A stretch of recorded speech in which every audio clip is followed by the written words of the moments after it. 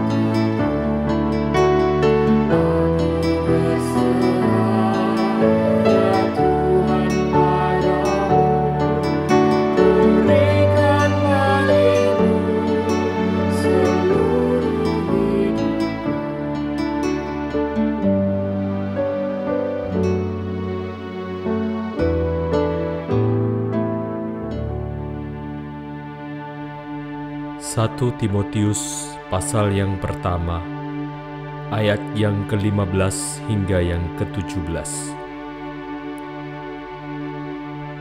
Perkataan ini benar dan patut diterima sepenuhnya. Kristus Yesus datang ke dunia untuk menyelamatkan orang berdosa. Dan di antara mereka, akulah yang paling berdosa. Tetapi justru karena itu aku dikasihani, agar dalam diriku ini, sebagai orang yang paling berdosa, Yesus Kristus menunjukkan seluruh kesabarannya. Dengan demikian aku menjadi contoh bagi mereka yang kemudian percaya kepadanya dan mendapat hidup yang kekal. Hormat dan kemuliaan sampai selama-lamanya bagi Raja segala zaman, Allah yang kekal, yang tak nampak, yang esa. Amin. Mari kita berdoa. Sama seperti Rasul Paulus yang pernah menentang dan melawan Engkau, Tuhan, saat ini kami pun menyadari bahwa kami tidak lebih baik darinya. Kami pun mungkin telah menganiaya Engkau dalam kehidupan kami, melalui segala pikiran dan tindakan kami. Tetapi kami percaya bahwa sama seperti Tuhan mengampuni, mencelikkan, dan memakai Paulus, Tuhan juga dapat melakukan hal yang sama pada setiap kami.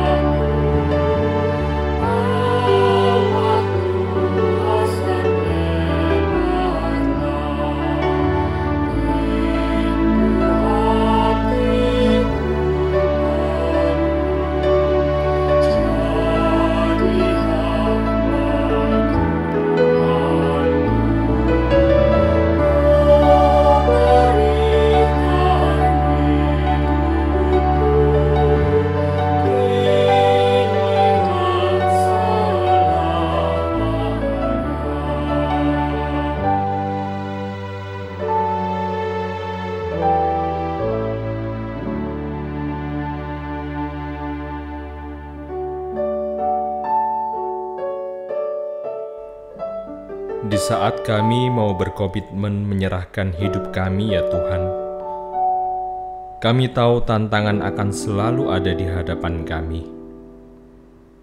Karenanya tolong kami untuk mengingat bahwa penyertaan-Mu ada dalam setiap detik kehidupan kami. dan ajar kami untuk terus berpegang pada firman-Mu yang dapat menolong kami belajar dan belajar seumur hidup kami, menjadi seturut kehendak Tuhan. Amin.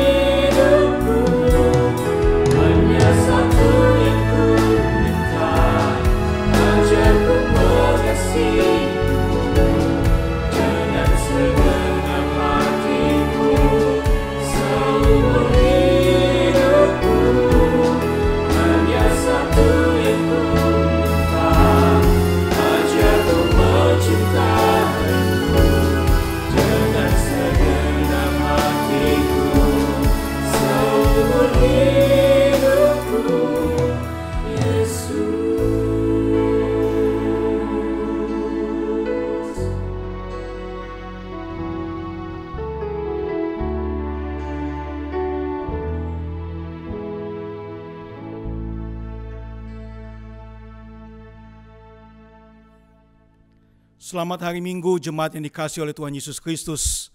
Sebelum kita membaca dan merenungkan firman Tuhan, marilah kita berdoa. Bapa dalam sorga, kami datang bersyukur dan berterima kasih kepadamu. Terima kasih untuk kesempatan boleh beribadah kepada Tuhan. Dan terima kasih untuk kesempatan boleh merenungkan firman Tuhan bersama-sama. Bicaralah pada kami ya Tuhan, sebab anak-anak-Mu sudah siap untuk mendengarkan. Di dalam nama Tuhan Yesus, kami serahkan waktu ini. Amin. Saudara, tema pada minggu ini adalah barulah kamu tahu. Terambil dari Injil Yohanes pasal yang ke-8, saya akan membacakan 2 ayat. Ayat pertama pasal 8 ayat yang ke-12, dan yang kedua pasal 8 ayat yang ke-28. Demikianlah firman Tuhan ayat yang ke-12. Maka Yesus berkata pula kepada orang banyak, katanya, "Akulah terang dunia. Barang siapa mengikut aku, ia tidak akan berjalan dalam kegelapan, melainkan ia akan mempunyai terang hidup." Kemudian ayat yang ke-28.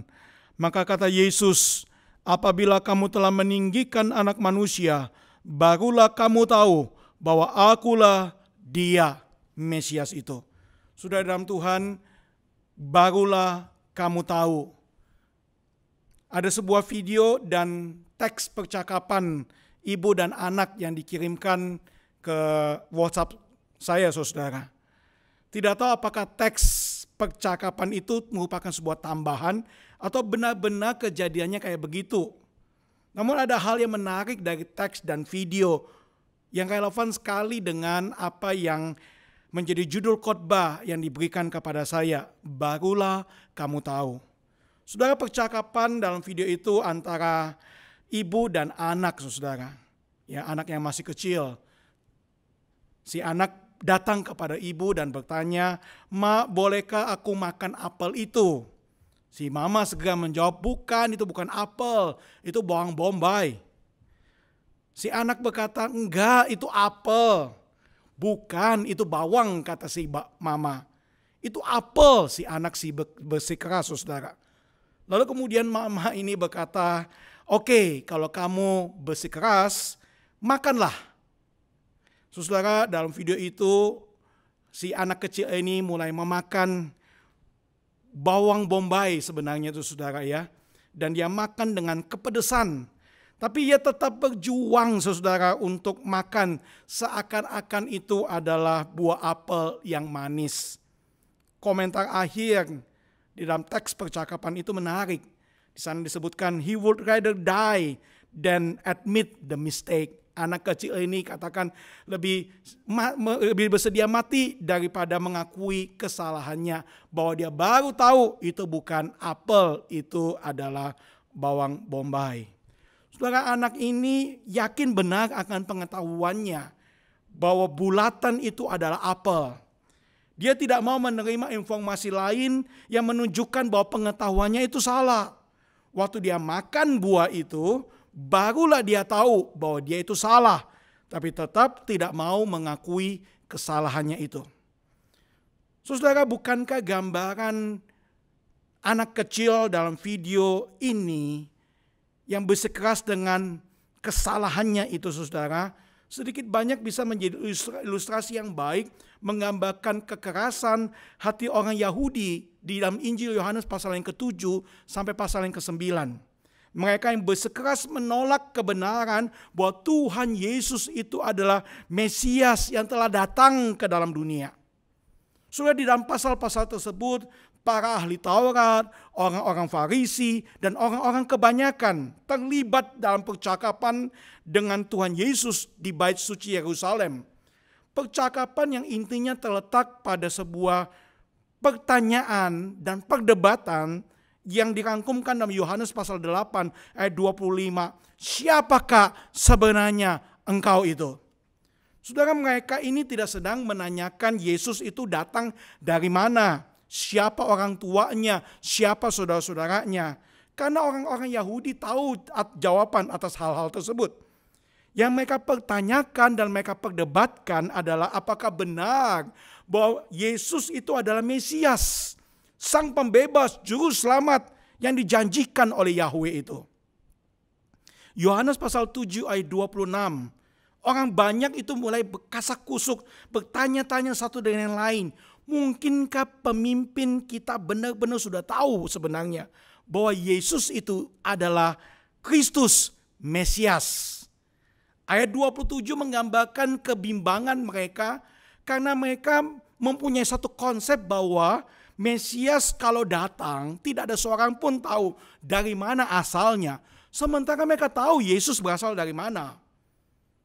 Tapi dalam kebimbangan mereka dihadapkan pada fakta yang ditunjukkan dalam ayat ke-31.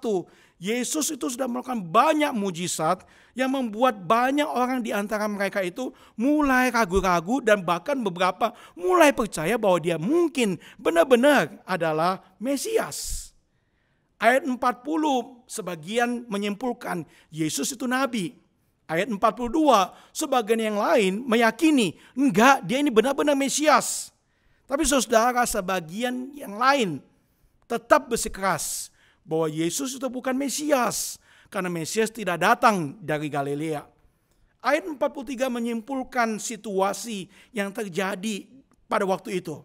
Orang banyak terbelah pendapatnya tentang siapakah sebenarnya Yesus itu.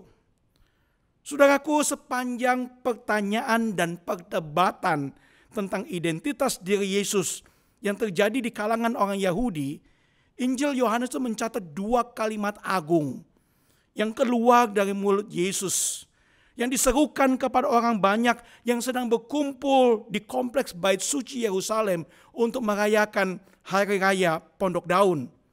Hari ini kita akan khusus melihat kalimat kedua Tuhan Yesus, yaitu Akulah terang dunia.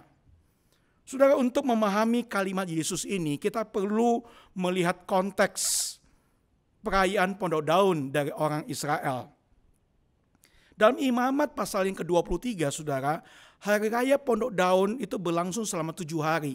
Di mana dalam 7 hari itu, tiap-tiap keluarga Yahudi akan tinggal di tenda sederhana.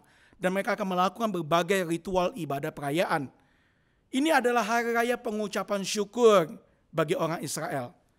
Ucapan syukur untuk berkat Tuhan buat panen musim gugur. Dan ucapan syukur sebagai sebuah peringatan akan perjalanan orang Israel di padang gurun.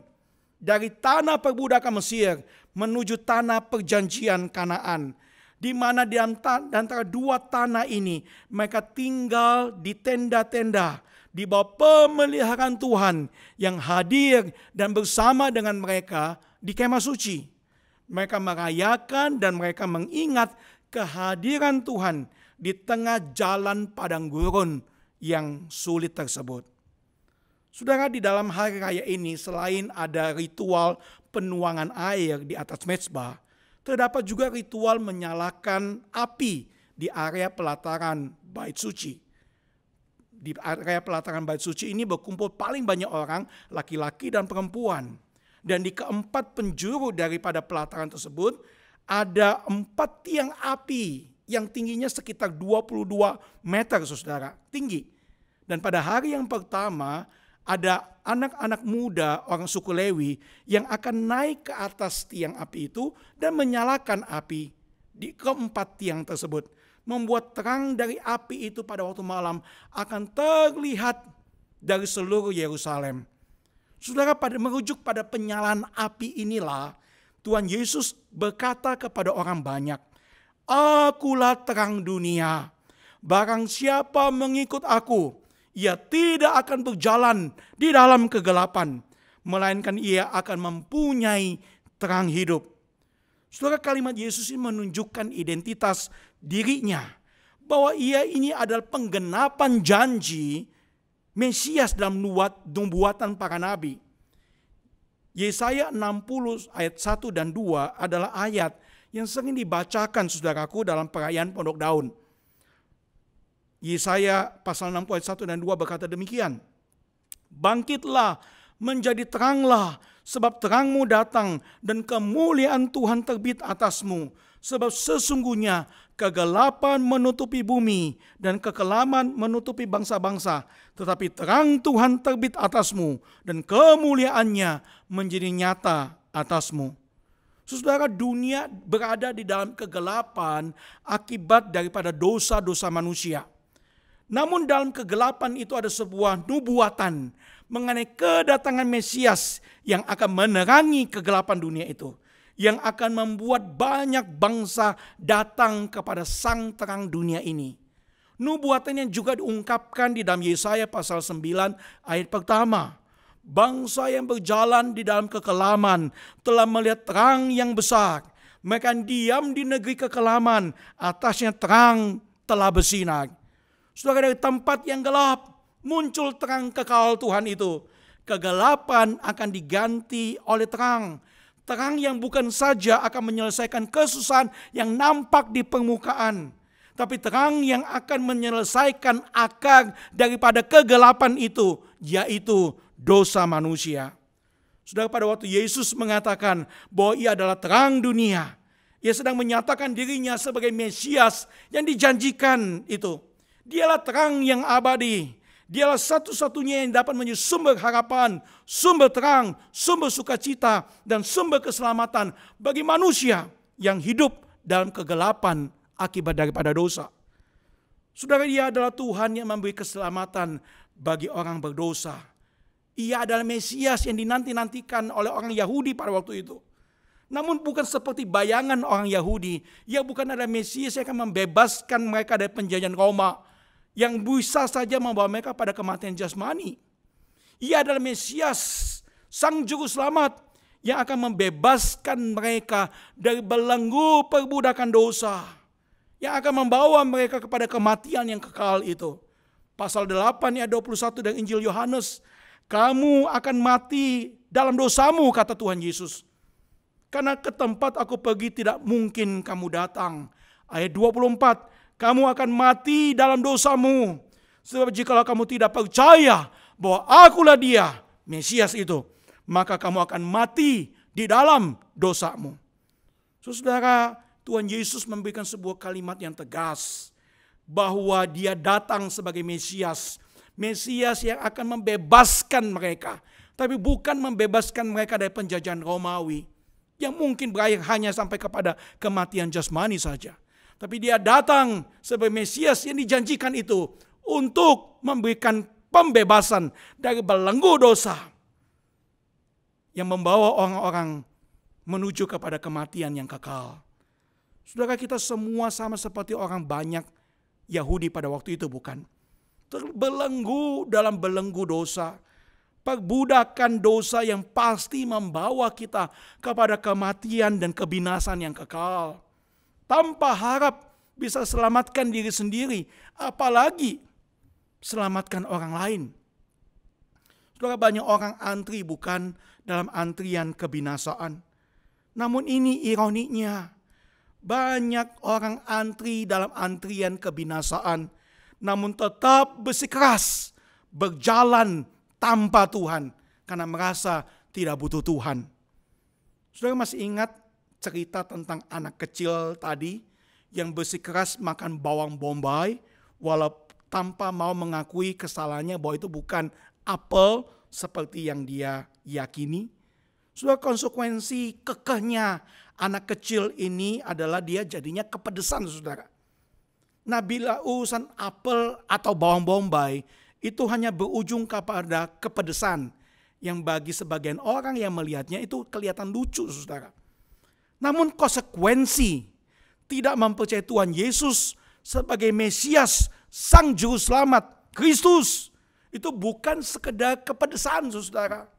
Tapi kebinasaan kekal karena menolak keselamatan yang daripada Tuhan.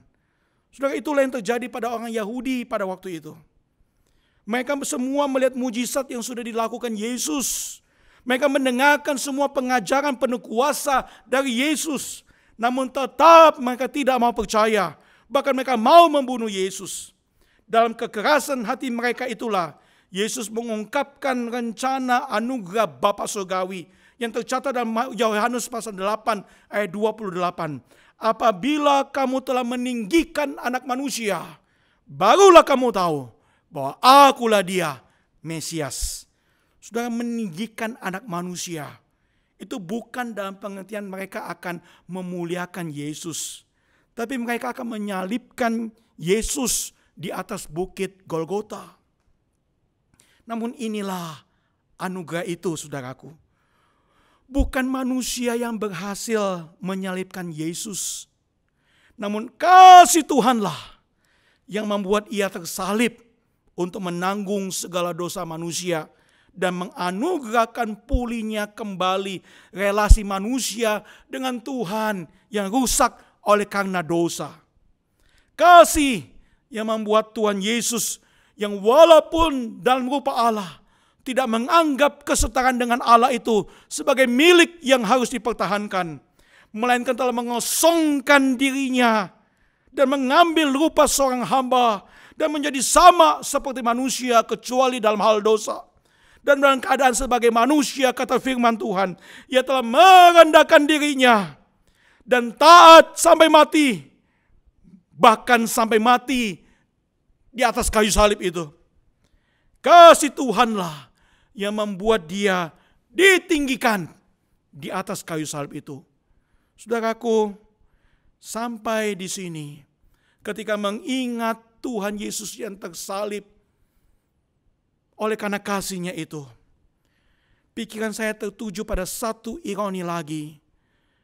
Saudara masih ingatkah dalam kisah penyaliban, kalimat barulah kamu tahu bahwa Ia adalah Mesias, justru datang pertama kali dari seorang kepala pasukan Roma. Markus pasal 15 ayat 39 berkata demikian. Waktu kepala pasukan yang berdiri berhadapan dengan dia melihat matinya demikian, berkatalah ia, sungguh orang ini adalah anak Allah. Saudara, pada waktu Yesus ditinggikan di atas kayu salib, respon seseorang itu bisa mengeraskan hati seperti banyak orang Yahudi, seperti ahli-ahli Taurat, orang-orang Farisi. Tapi saudara, respon seseorang itu bisa seperti kepala pasukan Romawi ini, yang ketika dia melihat Yesus yang ditinggikan di atas kayu salib itu, ia kemudian berkata, barulah aku tahu bahwa dia sungguh adalah anak Allah, Sang Mesias itu. Saudara, pada waktu kita melihat Yesus yang disalibkan itu, bagaimana responku dan bagaimana responmu? Saya mengingat kisah pertobatan dari papa saya, saudara. Setelah 17 tahun menginjili beliau, akhirnya papa saya menerima Tuhan Yesus sebagai Tuhan dan Juru Selamat pribadinya. Saudara, mama saya pernah berkata, kalau papamu sampai bisa terima Tuhan Yesus, itu artinya Tuhan Yesus sudah mau datang. Kenapa? Karena mama saya tidak bisa percaya bahwa orang sekeras hati papa saya bisa percaya kepada Tuhan Yesus. Tapi Tuhan benar adalah Tuhan yang bisa mengubah hati batu itu menjadi hati daging. Di dalam perjalanan waktu demi waktu selama 17 tahun mengabarkan Injil kepada beliau, menunjukkan kasih Tuhan kepada beliau. Bahkan beberapa kali kami berdebat soal siapa Tuhan dan menjawab pertanyaan-pertanyaan keberatan-keberatan terhadap kekristenan, terutama kepada praktik-praktik hidup orang Kristen. Saudara, satu hari di dalam berbagai macam pergumulan hidup yang dia alami, akhirnya orang yang keras ini takluk kepada kasih-Nya Tuhan. Ia percaya dan mengaku Yesus sebagai Tuhan dan Juru Selamat-Nya, berdoa bersama dengan saya, menerima keselamatan yang datang daripada Tuhan Yesus. Saudaraku dalam Tuhan, hari ini bagaimanakah dengan dirimu?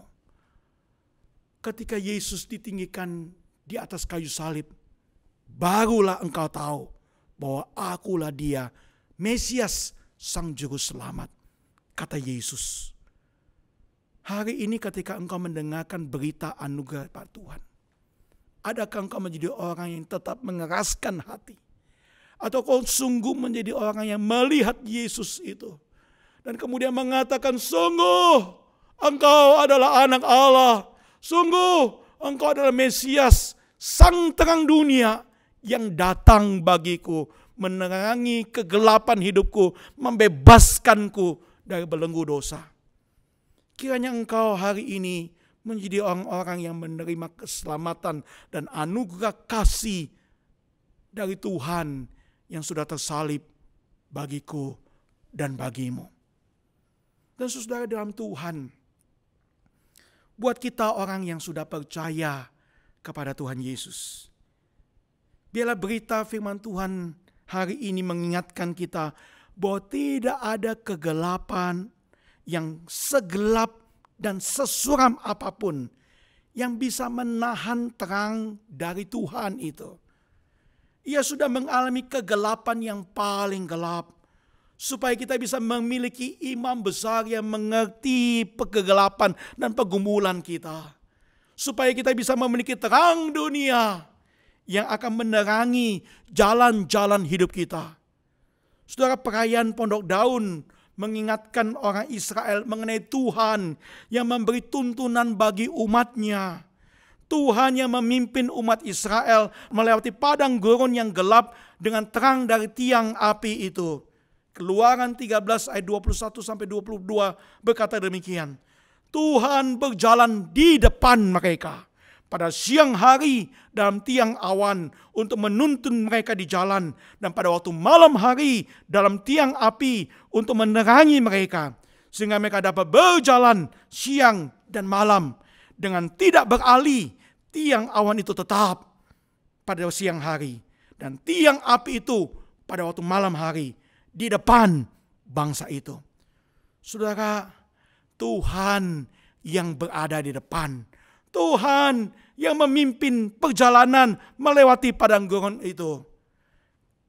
Tuhan yang sama yang hadir ke dalam dunia, yang kemudian berkata kepada orang banyak, barang siapa mengikuti aku, kata Yesus, tidak akan berjalan di dalam kegelapan. Saudara, barang siapa mengikuti Yesus, Yesus di depan saudara, dan kita semua yang mengikutinya berjalan mengikuti dia dari belakang.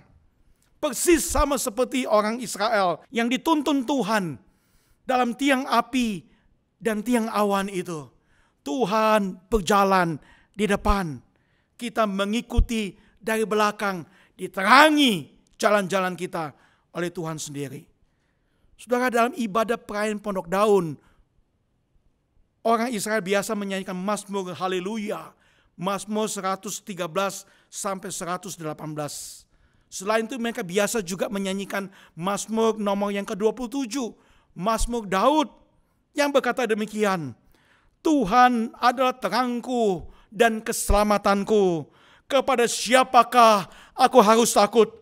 Tuhan adalah benteng hidupku, terhadap siapakah aku harus gemetar?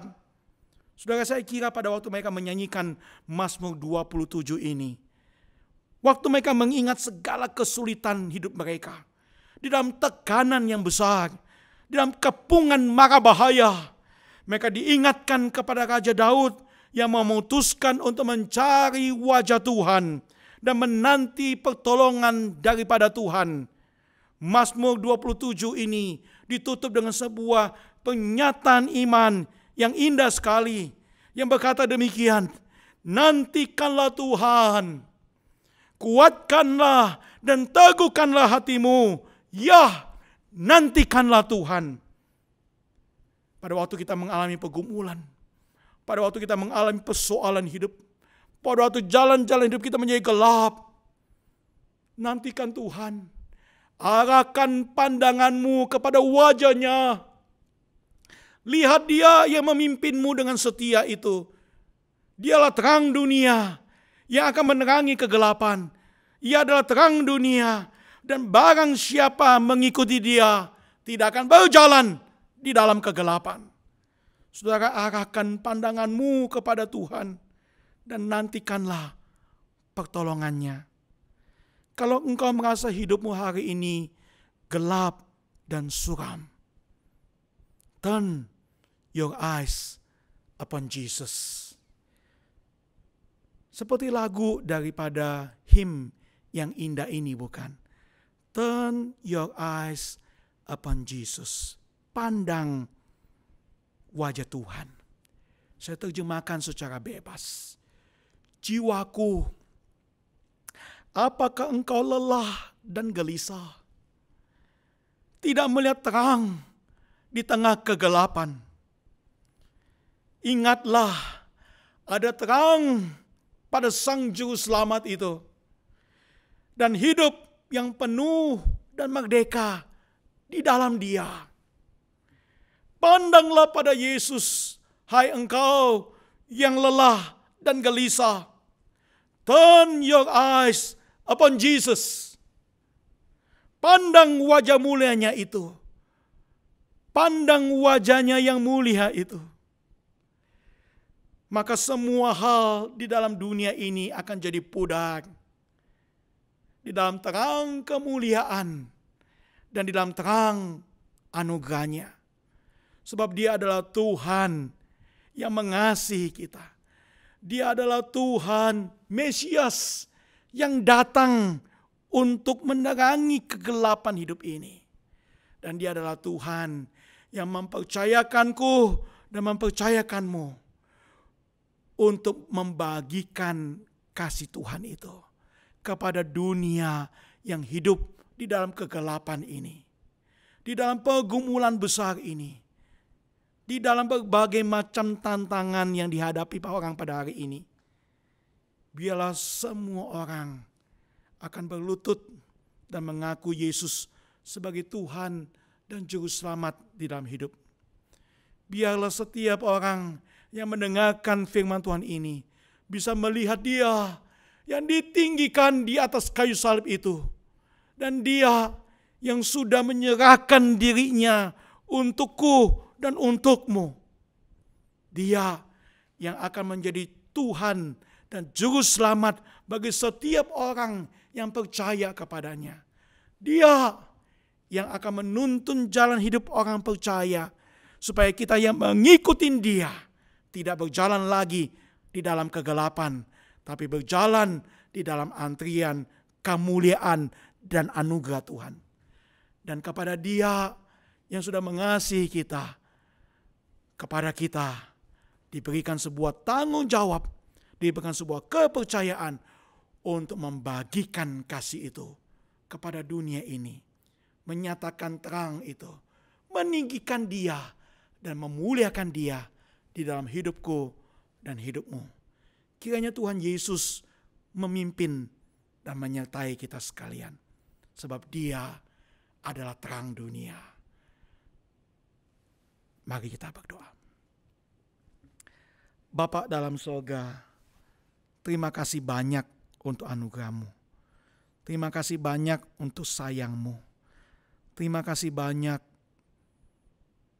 Engkau hadir menemani, menyertai hidup kami. Engkau Juru Selamat, Engkau terang dunia. Engkau yang sudah ditinggikan di kayu salib untuk kami orang berdosa. Kiranya setiap kami boleh sungguh-sungguh percaya kepadamu dan sungguh-sungguh hidup bergantung berserah diri padamu dan memuliakan nama-Mu di dalam hidup kami setiap hari. Ini doa kami ya Tuhan, yang kami panjatkan di dalam nama Tuhan Yesus, Juru Selamat kami yang hidup. Amin. Tuhan Yesus memberkati.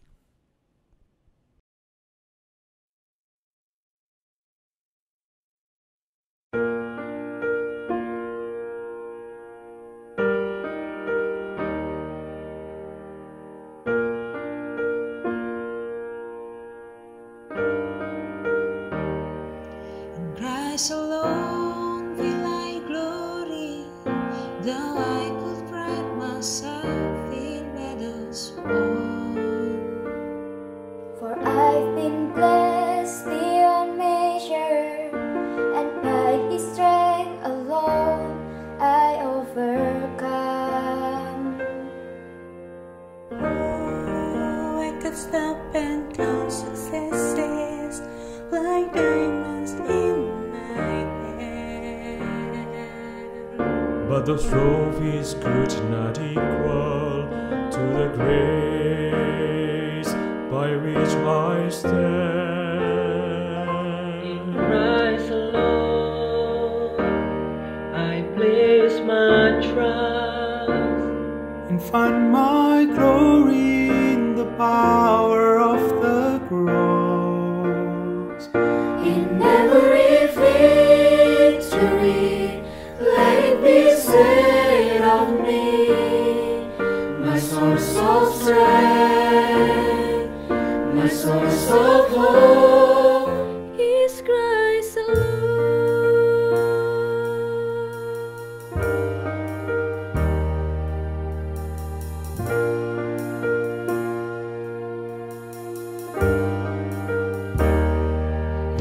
Christ alone do I glory, for only by His grace I am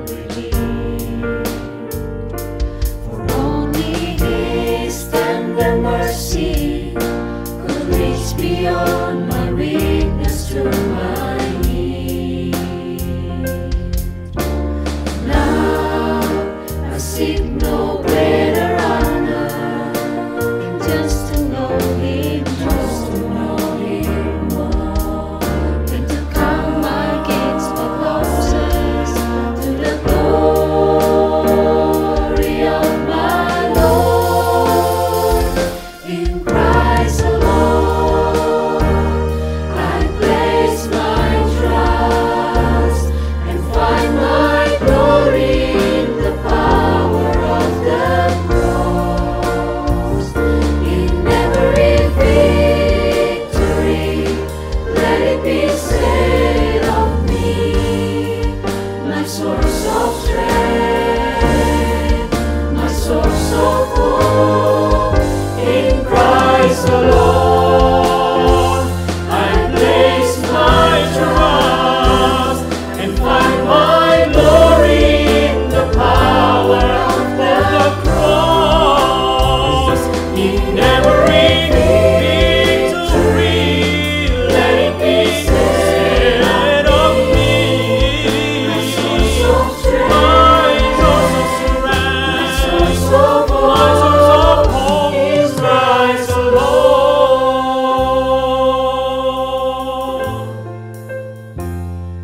It's Christ alone.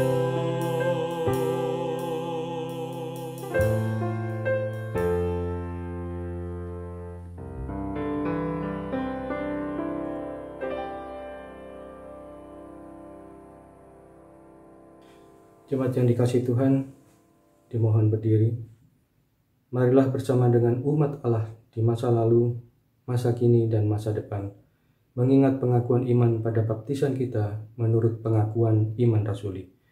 Aku percaya kepada Allah, Bapa yang Maha Kuasa, Khalik langit dan bumi, dan kepada Yesus Kristus, Anak yang tunggal Tuhan kita, yang dikandung daripada Roh Kudus, lahir dari anak darah Maria, yang bertak sengsara di pemerintahan Pontius Pilatus, disalibkan, mati dan dikuburkan, turun ke dalam kerajaan maut.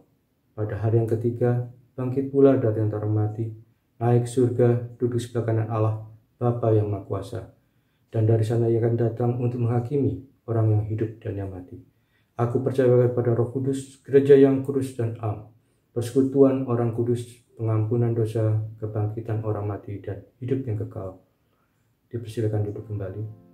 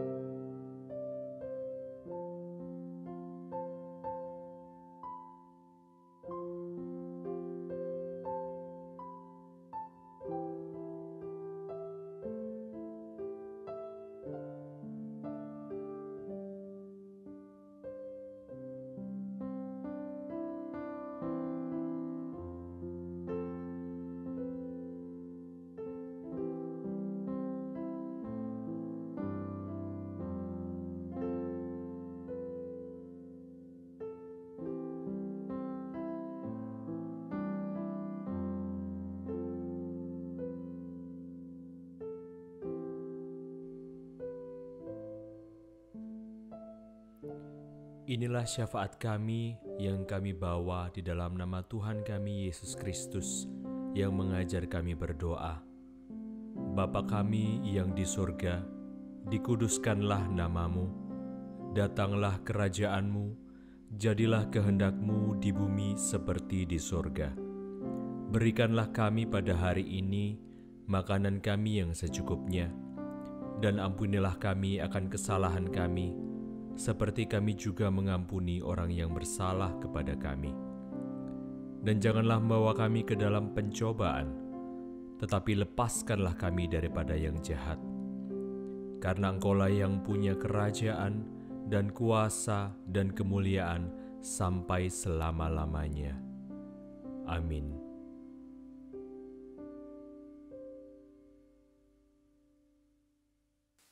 Jemaat yang dikasihi Tuhan, tiba saatnya untuk kita membawa persembahan kita kepada Tuhan. Saya mengajak kita semua tempatkan Kristus atas kemudi kehidupan Anda. Dan jangan lupa lepaskan tangan Anda dari kemudi tersebut. Jangan takut karena tidak ada apapun di bawah kendalinya yang bisa lepas kendali. Tuntunan tangan kasih-Nya menyanggupkan Anda dan saya menghadapi apapun dengan kecukupan Kristus. Sebagaimana Mazmur Daud mengatakan, "Jika aku berada dalam kesesakan, Tuhan akan menyelesaikannya bagiku. Kasih setia-Nya untuk selama-lamanya." Mazmur 138 ayat 7 hingga 8. Mari kita bawa persembahan syukur kita dengan berbagai metode yang tertera pada layar yang seperti Anda biasa lakukan. Semuanya hanya untuk kemuliaan nama-Nya. Salam kasih dalam Tuhan kita, Yesus Kristus. Menerima Tuhan Yesus sebagai Tuhan dan Juru Selamat kita secara pribadi tentu saja bukan hanya sebatas dalam bentuk pemahaman saja. Sebaliknya, ada hati yang kemudian muncul satu kerinduan untuk mengikuti teladannya, yaitu menyangkal diri dan memikul salib. Kita diperhadapkan kepada pilihan-pilihan untuk kita hidup mementingkan diri dan kenyamanan diri, ataukah memilih untuk hidup mengikuti Tuhan dengan sepenuh hati, yaitu menghidupi misi kasih-Nya bagi dunia yang terhilang, yang membutuhkan uluran tangan kasih-Nya ajaib. Oleh karena itu, majelis mengajak segenap jemaat untuk yang pertama, membawa persembahan aksi puasa yang akan kita kumpulkan hanya dalam satu momen saja, yaitu pada saat ibadah Jumat Agung. Kiranya jemaat dapat mempersiapkannya dengan baik dan sungguh-sungguh menggumulinya untuk terlibat dalam karya agungnya melalui gereja kita, GKI Sulung. Persembahan aksi puasa ini akan kita salurkan untuk kebutuhan guru-guru di Tengger yang terdampak pandemi. Yang kedua, majelis jemaat mengajak kita untuk mengikuti persiapan perjamuan kudus yang akan dilakukan pada tanggal 26 Maret yang akan datang. Dalam bentuk persekutuan doa online via Zoom, agar kita semua memiliki kesempatan untuk sekali lagi memeriksa hati kita, serta memohon kasih-Nya untuk kita dimampukan lepas dari kuasa dosa sebelum ambil bagian di dalam perjamuan kudus yang akan datang. Kiranya ini semua dapat menjadi berkat bagi kita sekalian. Mari kita satu di dalam doa. Kami hendak bersyukur kepadamu ya Allah. Dengan segenap hati kami tundukkan kehendak kami menurut kendali kasih setiamu bagi hidup kami. Pemeliharaanmu yang sempurna kami percayai dapat menyanggupkan kami menghadapi apapun perkara yang sedang melanda dengan kecukupan Kristus. Kami bawa persembahan ini sebagai rasa syukur kami dan sembah kami pada Allah yang hidup, yang tidak pernah meninggalkan perbuatan tangannya. Kami ingin menjadi saluran berkat bagi kemuliaan nama-Mu melalui segala bentuk pelayanan dari gereja kami ini. Cukupkanlah segala kebutuhan yang ada melalui pekerjaan kami dan kehidupan kami sehari-hari. Demikian kami naikkan syukur kami dan persembahan ini dalam satu nama yang kudus, Tuhan kami, Yesus Kristus. Amin.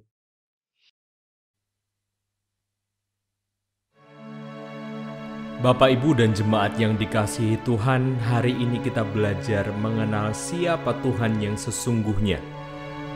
Sehingga sekalipun kita diperhadapkan dengan kondisi terdesak, kita dapat berdiri teguh dan tidak terseret arus dunia, karena kita berpegang teguh pada firman-Nya.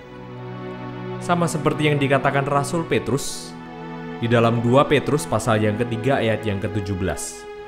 Tetapi kamu saudara-saudaraku yang kekasih, kamu telah mengetahui hal ini sebelumnya.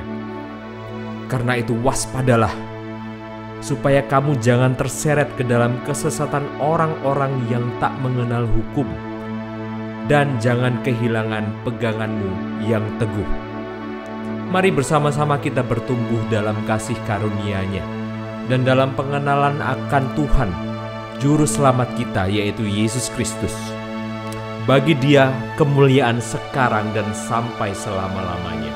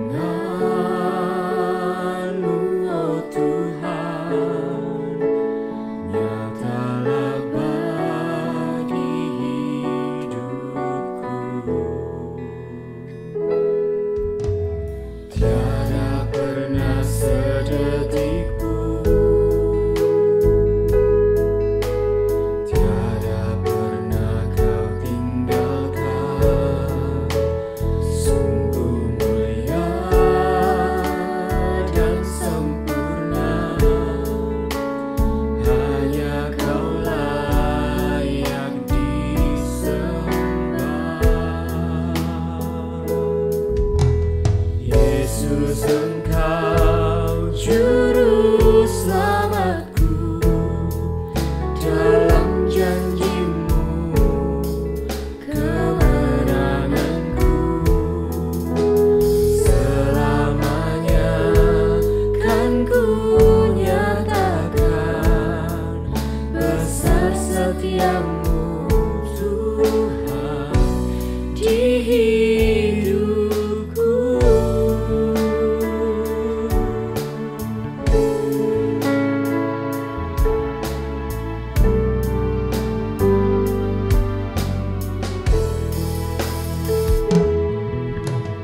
Walau ku harus berjalan dalam lembah kegelapan, perlindungan-Mu,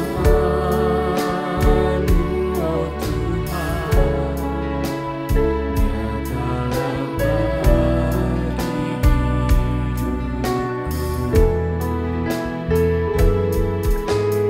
Tiada pernah sedetik pun, tiada pernah Kau tinggalkan. Sungguh mulia dan sempurna, hanya Kau layak disembah. Yesus, Engkau juru selamatku, dalam janji-Mu kemenanganku. Selamanya kan ku nyatakan besar setiamu Tuhan di hidupku.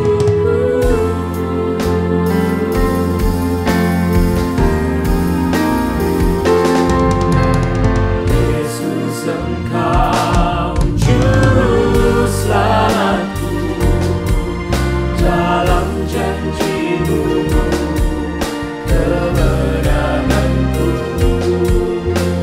Selamanya kan ku nyatakan besar setiamu Tuhan di hidupku.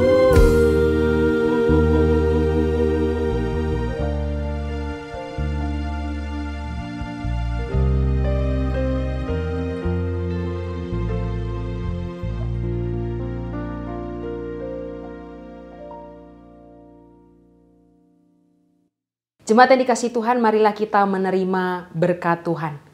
Kiranya kasih daripada Allah Bapa, anugerah keselamatan dari Tuhan Yesus Kristus, serta penghiburan, kekuatan, juga tuntunan dari Roh Kudus, menyertai setiap kita, mulai dari hari ini sampai selama-lamanya. Amin.